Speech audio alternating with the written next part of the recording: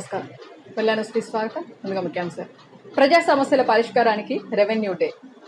CPM ML liberation ఆధ్వర్యంలో రీలే నిరాహార దీక్ష. రాష్ట్ర ప్రభుత్వం ప్రతిష్టాత్మకంగా నిర్వహిస్తున్న రెవెన్యూ డే వేడుకలను పురస్కరించుకొని వినుకొండ తహసీల్దార్ కార్యాలయ ఆవరణలో తహసీల్దార్ సురేష్ నాయక్ ఆధ్వర్యంలో ఘనంగా నిర్వహించారు. ఈ సందర్భంగా తహసీల్దార్ మాట్లాడుతూ రెవెన్యూ శాఖ ప్రాముఖ్యతను, దాని సేవలను ప్రజలకు తెలియజేశారు. అలాగే రెవెన్యూ శాఖ ప్రజలకు మరింత చేరువ కావడానికి, వారి సమస్యలను త్వరితగతిన పరిష్కరించడానికి కట్టుబడి ఉందని వారు తెలిపారు. రెవెన్యూ మీద ఉన్న అందరికీ అపోహలు అనేది బాగా ఉన్నాయి. వాటి గురించి మనకి ఇప్పుడు ఒక డే అనేది కూడా మనకి కేటాయించడం జరిగింది. ఎప్పుడు 2024లో, అంతకుముందు ఎప్పుడు రెవెన్యూ డే అనేది కానీ ఎటువంటిది ఏమీ లేదు. మనకు వచ్చేటప్పుడు ప్రత్యేకంగా 2024లో మనందరూ కూడా, మన అసోసియేషన్ కానీ రెవెన్యూ తరఫున మనం చేస్తున్న వర్క్ విషయంలో కానీ అటన్నిటి కూడా మనం చేసే విధానాలు అన్నింటి కూడా పైకి తీసుకెళ్లి అందరితో కూడా చెప్పి వాళ్ళందరితో కూడా ఈ డే అనేది మనందరం కూడా సాధించుకున్న డే కాబట్టి మనందరం కూడా దీనికి గర్వంగా కూడా ఫీల్ అవ్వాలా. ఏ డిపార్ట్మెంట్కి లేని అన్ని వర్క్స్ కూడా అన్ని డిపార్ట్మెంట్తో కోఆర్డినేషన్ అయ్యి కూడా ప్రతి ఒక్క డిపార్ట్మెంట్కి కూడా ఏది సాధ్యం కాంది మన డిపార్ట్మెంట్లోనే రెవెన్యూ దాంట్లోనే సాధ్యమైంది. మనందరం రెవెన్యూ ఎంప్లాయీస్గా ఉన్నందుకు మాత్రం ముందుగా మనందరం గర్వించాలా. ఎందుకంటే ప్రతి ఒక్క జనాలతో ప్రతి ఒక్కటి కూడా ఏ ఒక్క జనాలైనా సరే, ఎవరైనా సరే, ప్రజలైనా సరే, ఎవరైనా అప్లికెంట్ అయినా సరే, ప్రతి ఒక్క దానికి ఫస్ట్ గుర్తొచ్చేది ఎవరికైనా డిపార్ట్మెంట్ ఏదైనా ఉంటే రెవెన్యూ డిపార్ట్మెంటే గుర్తొచ్చింది. మీరు లోకల్ పబ్లిక్లో ఏమైనా ఇష్యూస్ జరిగినా, ఏమైనా సమస్య వచ్చినా ఏ డిపార్ట్మెంట్ కూడా ఎవరికి గుర్తురాదు. ఫస్ట్ మెయిన్ రాగానే ముందుగా గుర్తొచ్చే డిపార్ట్మెంట్ ఏది అంటే రెవెన్యూ డిపార్ట్మెంటే. ఫస్ట్ ఎవరికి కాల్ చేయాలి, ఎంత పెద్ద ఆఫీసర్ అయినా సరే, ఏ ఊర్లో ఉన్నా సరే, ఎవరున్నా సరే, ఎక్కడైనా సరే ఎవరికి కాల్ చేయగానే ఇమీడియట్గా కాల్ చేసేది ఎవరికంటే రెవెన్యూ వాళ్ళకే కాల్ చేస్తారు. సార్ మా దగ్గర ఈ విధంగా ప్రాబ్లం ఉంది, ఈ విధంగా సమస్య ఉంది, కాబట్టి మీరు కొంత పరిష్కరించాలంటే మనం ముందు వెంటనే రియాక్ట్ అయ్యి చేస్తామనే ఉద్దేశంతో జనాల్లో ఉంది. కాబట్టి అదొకటి మనందరం కూడా చాలా గర్వంగా ఫీల్ అవ్వాలి. అది మాత్రం మళ్ళీ ఏదైనా సరే సర్టిఫికేట్స్ కానీ ఏది ఉన్నా సరే, ప్రతి ఒక్క సమస్యలో ఉన్నా సరే, ఎక్కడున్నా సరే ప్రజెంట్ రియాక్ట్ అయ్యే డిపార్ట్మెంట్ ఏది ఉంది అంటే కనుక ముందుగా తీసుకునే డిపార్ట్మెంట్ రెవెన్యూనే అంటారు. ఏదైనా సమస్యలు వచ్చినా మన్నే అడుగుతారు, బాధలు వచ్చినా మన్నే అడుగుతారు, తిట్టినా సరే మన్నే తిడతారు. కానీ ఎందుకని అది మనం తిట్టినా సరే ఫీల్ అవ్వం. ఎందుకంటే వాళ్ళందరూ కూడా స్వతంత్రంగా తిడుతున్నారు. ఆ డిపార్ట్మెంట్కి వచ్చి కొన్ని సమస్యలు అనేది ఉంటానే ఉంటాయి. రెవెన్యూలో లేని రికార్డ్స్ అన్ని కూడా చాలా వరకు జరిగిపోతూ ఉంటాయి అన్ని డిపార్ట్మెంట్స్లో. ఫస్ట్ రెవెన్యూ డిపార్ట్మెంట్ ఉన్న తర్వాత కొన్ని డిపార్ట్మెంట్స్లో క్లబ్ చేయడం వల్ల కొన్ని రికార్డ్స్ అని జిగ్జాగ్ జరగడం వల్ల దానివల్ల సమస్యలు కూడా ఏర్పడటం జరిగింది. రికార్డ్ వర్క్లో కానీ ఏ వర్క్లో అయినా సరే వాటన్నిటిలో కూడా సమస్యలు ఏర్పడడం వల్ల రికార్డు కొంచెం ప్యూరిఫికేషన్ అవ్వాల్సి ఉంది. ఇప్పటికి కూడా మనందరం తీసుకున్న రికార్డ్ ఏదంటే 100 సంవత్సరాల రికార్డ్నే ఈ రోజు నాటికి కూడా ఉండి దాన్ని ప్యూరిఫై చేసుకుంటూ వస్తూ ఉన్నాం. దానివల్ల చాలా సమస్యలు వస్తూ ఉంటాయి. జనాలు రకరకాల వాళ్ళు మన దగ్గరకు వస్తూ ఉంటారు, వాళ్ళ సమస్యల మీద వస్తూ ఉంటారు. మనం ఓపిక్గా, పేషెన్సీగా, మన ఇంట్లో వాళ్ళు కోపడం కానీ మనం వెంటనే కోపడతా ఉంటాం. జనాలు రాగానే మనం ఎన్ని తిట్టినా సరే మనం కోపడం, ఎందుకంటే మనం పేషెన్స్గా ఉండి చేస్తూ ఉంటాం. దానివల్లే కొంతమంది అయితే కొన్ని కారణాల వల్ల కొన్నిసార్లు ఇష్యూస్ జరుగుతూ ఉంటాయి. ఆ ఇష్యూస్ కూడా మన అందరూ కూడా ఫేస్ చేసుకొని ముందుకు జరుగుతూ ఉంది. ఈరోజు చాలా మంది విఆర్ఓస్, ఇక్కడ అందరూ విఆర్ఓస్ ఉన్నారు, విఆర్ఏస్ ఉన్నారు, అందరు రిటైర్డ్ తహసీల్దార్స్ ఉన్నారు, అందరూ కూడా ఉన్నారు. కానీ వాళ్ళందరూ కూడా ఎన్ని ప్రాబ్లమ్స్ ఉన్నా సరే ఆఫీస్కి వచ్చినప్పుడు ఒక ఆఫీస్ అడ్మినిస్ట్రేషన్లో ఉండిపోయి అందరినీ కూడా జనాలు వచ్చే వాళ్ళందరినీ కూడా రిసీవ్ చేసుకొని వాళ్ళకున్న సమస్యలన్నీ కూడా మనందరం కూడా ఉన్న సాధ్యమైనంత వరకు వాటిలో తీరగలిగిన మొత్తం కూడా తీరుస్తున్నాం. ఇదే విధంగా కంటిన్యూ చేయాలని చెప్పి ఎక్కడ కూడా మనందరం ముందుగా వినుకొండ పట్టణంలో సిపిఐ ఎంఎల్ లిబరేషన్ పార్టీ ఆధ్వర్యంలో రీలే నిరాహార దీక్షలు ప్రారంభమైనవి. ఈ దీక్షను ఉద్దేశించి CPI ML red star polit bureau number మనం హరిప్రసాద్ పాల్గొని మాట్లాడారు. పట్టణంలో సర్వే నెంబర్ 212 సీలింగ్ ల్యాండ్ మాజీ ఎమ్మెల్యే బొల్లా బ్రహ్మనాయుడు చట్ట వ్యతిరేకంగా రిజిస్ట్రేషన్ చేయించుకోవడం చాలా అన్యాయమని, ఇప్పటికైనా ఆ భూమిని వెంటనే ప్రభుత్వానికి సరెండర్ చేయకపోతే ఉద్యమాన్ని ఉధృతం చేస్తామన్నారు.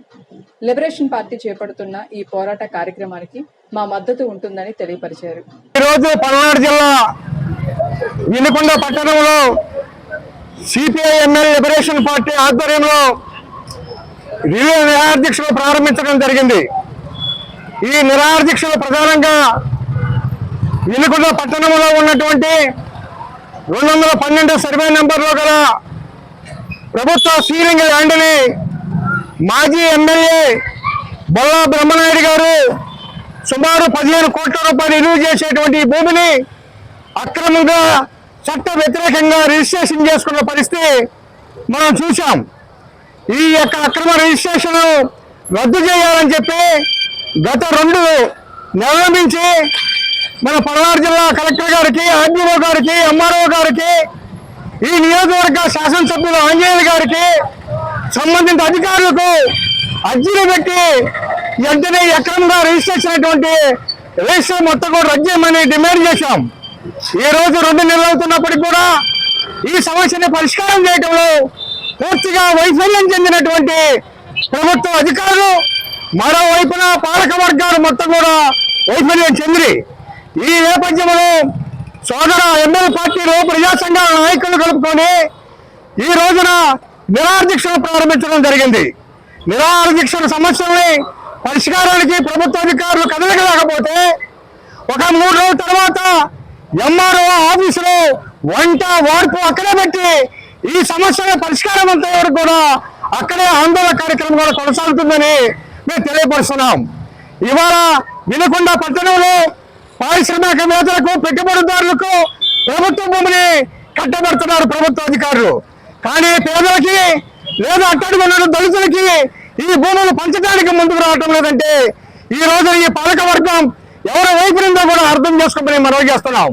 ఎందుకంటే గత 40 సంవత్సరాల నుంచి వినుకొండ మండలంలో ఉన్నటువంటి గణేశ్వరపాలెం గ్రామంలో ఆందోళన కార్యక్రమాలు చేస్తుంటే గత 2005 సంవత్సరంలో 750 ఎకరాలకి పట్టాలు పాస్బుక్లు ఇచ్చి అందులో 50 ఎకరాలకి పొజిషన్ చూపించుకుంటుంటే ఆ రోజు నుంచి ఈ రోజు వరకు ఆ గ్రామంలో ఉన్నటువంటి ఎస్సీ, ఎస్టీ, బీసీలు పొజిషన్ చూపించమని ప్రభుత్వ అధికారులు చుట్టూ తిరుగుతున్న ఈ రోజుకి నిర్లక్ష్యం చేస్తున్నారు. దాన్ని ఆసరాగా చేసుకొని వివిధ జిల్లాలో ఉన్నటువంటి వాళ్ళ భూస్వాములు ఆ 50 ఎకరాల మాదిరి బినామీ రిజిస్టర్లు సృష్టించుకొని ఆ గ్రామం పైన అనేక పద్ధతుల్లో దాడులు చేసే పరిస్థితి కూడా కనపడుతుంది. ఇది ప్రభుత్వ అధికారులు చెప్తే పట్టించుకోలేని పరిస్థితి. అందుకని ప్రధానమైనటువంటి 2 డిమాండ్లు ఏదైతే ఉన్నాయో, ఇవాళ ప్రభుత్వ శ్రీలింగ భూమి అంటే అది ఎవరు కొనకూడదు, అమ్మకూడదు. వినుకొండ పట్టణంలో ఒక ఎస్సీ పేరుతో డీకే పట్టా తీసుకొని ఒక కాంట్రాక్టర్ అతనికి మాయ చెప్పి అతనికి ఆశ చూపించి డబ్బులు ఇవ్వకుండా సక్రమంగా రిజిస్ట్రేషన్ చేపించుకున్నారు. అతని దగ్గర నుంచి ఆనాడు ఎమ్మెల్యేగా బొల్ల బ్రహ్మనాయుడు ఉన్నాడు కాబట్టి తన అధికారాన్ని, హోదాని ఉపయోగించుకొని ఆ 15 కోట్ల రూపాయలు రిలీజ్ చేసే భూమిని ఈయన రిజిస్ట్రేషన్ చేపించుకున్నారు. ఇవాళ సబ్ డివిజన్లు చేశాడు. సబ్ డివిజన్ చేసిన తర్వాత అది ఎంఆర్ఓ గారి డిసిజన్ చేయడం కాలేదు. అయినప్పటికీ తన యొక్క పారిశ్రామికవేత్త పలుకుబడి ఉపయోగించి ఇవాళ భూమిని కబ్జా చేసే ప్రయత్నం చేస్తుంటే లిబరేషన్ పార్టీ దాన్ని మరి అన్ని పరిశోధించి రికార్డులు మొత్తం కూడా తీసుకొచ్చి వాస్తవాలు పరిశీలించి ఇది పేదలకు దక్కాల్సిన ఇవాళ భూమి లేదా ప్రభుత్వం యొక్క అవసరాల కోసం ఉపయోగించాల్సిన ఈ భూమిని ఒక పారిశ్రామికవేత్త, ఒక మాజీ ఎమ్మెల్యే ఒక దుర్మార్గంగా ఈ రోజున బ్రహ్మనాయుడు కబ్జా చేయడం అంటేనే చాలా మరి అన్యాయమైంది. బ్రహ్మనాయుడు పైన సివిల్ క్రిమినల్ చర్యలు తీసుకోవాలా, వారి పైన కేసులు పెట్టాలా, తక్షణమే రిజిస్ట్రేషన్ రద్దు చేసి భూమిని మరి స్వాధీనం చేసుకున్నంత వరకు కూడా. పట్నంలోని బోసుబొమ్మ సెంటర్లోని వాసవి కళ్యాణ మండపంలో వినుకొండ నియోజకవర్గ భారతీయ జనతా పార్టీ విస్తృత స్థాయి సమావేశం నిర్వహించారు. కార్యక్రమానికి భారతీయ జనతా పార్టీ పల్నాడు జిల్లా బీజేపీ ప్రధాన కార్యదర్శి మేడం రమేష్ అధ్యక్షత వహించగా ముఖ్య అతిథిగా బీజేపీ రాష్ట్ర ప్రధాన కార్యదర్శి coastal zone incharge Sannareddy Dayakar Reddy, Palnadu జిల్లా బీజేపీ అధ్యక్షులు ఏలూరు శశికుమార్, జిల్లా బీజేపీ ఇన్ఛార్జి కొక్కర్ శ్రీనివాస్ యాదవ్, పల్నాడు జిల్లా బీజేపీ ప్రధాన కార్యదర్శి కేతనబోయిన హనుమంతరావు, కామినేని హనుమంతరావులు పాల్గొన్నారు. కార్యక్రమంలో భాగంగా నియోజకవర్గంలోని 10 గ్రామాల నుండి సుమారు 300 కుటుంబాలు మేడం రమేష్ నాయకత్వంలో బీజేపీ పార్టీలో చేరారు. పట్టణానికి చెందిన 30వ వార్డులోని న్యాయవాది ముట్లూరి భాస్కర్, వారితో పాటు సుమారు 30 మంది బొల్లపల్లి మండలం గండిగనం తండా నుంచి 62 మంది, పేరూరుపాడు గ్రామం నుంచి 20 మంది, అలాగే నూజిట్ల మండలం నుంచి పాత చెరుకుంపాలెం గ్రామానికి చెందిన 30 కుటుంబాలు, ముక్కెలపాడి గ్రామానికి చెందిన 20 కుటుంబాలు, రాముడుపాలెం గ్రామానికి చెందిన 10 కుటుంబాలు, వినుకొండ మండలం నడిగడ్డ గ్రామానికి చెందిన 5 కుటుంబాలు, ఇతర గ్రామాల నుంచి 22 కుటుంబాలు బీజేపీ కండువా కప్పి పార్టీలోకి ఆహ్వానించారు. భారతీయ జనతా పార్టీ దగ్గుపాటి పురంధేశ్వర గారి ఆదేశాల మేరకు రాష్ట్ర వ్యాప్తంగా కూడా నరేంద్ర మోడీ గారి 11 సంవత్సరాలు పూర్తయిన సందర్భంగా రాష్ట్ర వ్యాప్తంగా కూడా మనకి కొన్ని ఆదేశాలు ఇవ్వడం జరిగింది. అందులో కొన్ని అంశాలు మనందరికీ ఇప్పటికి తెలిసినప్పటికీ మరొకసారి మీ అందరి దృష్టికి తీసుకొస్తా ఉన్నాను. 11 సంవత్సరాల కాలంలో నరేంద్ర మోడీ గారు భారతీయులని, భారతదేశాన్ని ఏ విధంగా అత్యున్నతమైన స్థానంలో నిలబెట్టారు, ఎటువంటి భారతీయుడికి విదేశాల్లో భారతీయుడు చూస్తే ఆ భారతీయుడులో నరేంద్ర మోడీ గారు కనిపించే విధంగా ఎటువంటి చర్యలు తీసుకున్నారు, భారతదేశాన్ని విశ్వగురువుగా నిలబెట్టే క్రమంలో ఎటువంటి కార్యక్రమాలు వాళ్ళు చేపట్టారనేది కూడా మనందరికీ కూడా గత 11 సంవత్సరాల నుంచి ప్రతిసారి కూడా మనం ప్రతి సంవత్సరం ఈ యొక్క కార్యక్రమం జరుపుకుంటానే ఉన్నాం. ఇది 11వ సంవత్సరం. నరేంద్ర మోడీ గారి యొక్క కార్యక్రమాన్ని కూడా ప్రతి సంవత్సరం జరుపుకుంటాం. వారి కాలం ఒక సంవత్సరం పూర్తయ్యే సంవత్సర కాలం అని, 2 సంవత్సరాలు పూర్తయితే 2 సంవత్సరాలని, ఆ విధంగా జరుపుకుంటూ ఈరోజు 11వ సంవత్సరానికి ముఖ్యమంత్రి చంద్రబాబు పిలుపు మేరకు ప్రధానమంత్రి నరేంద్ర మోదీ ముఖ్య అతిథిగా రాష్ట్ర ప్రభుత్వం అత్యంత ప్రతిష్టాత్మకంగా నిర్వహిస్తున్న యోగాంధ్ర 2025లో ప్రతి ఒక్కరూ భాగస్వామ్యం కావాలని రాష్ట్ర ప్రభుత్వ చీఫ్ విప్ జీవి ఆంజనేయులు తెలియజేశారు. లక్షలాది మంది ప్రజల ప్రాతినిధ్యంతో ఈ కార్యక్రమం ద్వారా మన యోగా విశిష్టతను ప్రపంచానికి చాటి చెప్పాలని ఆయన ఆకాంక్షించారు.